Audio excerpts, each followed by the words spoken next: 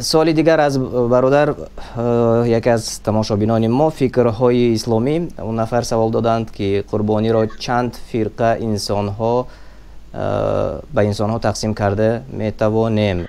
قربانی را میتواند خیلی که گفتیم یک قسمش را برای خودش میگیرد، یک قسمش را برای دوستانش هدیه کند. یعنی مال قربانی هم می شود که هدیه باشد، هم می شود که خیرات باشد.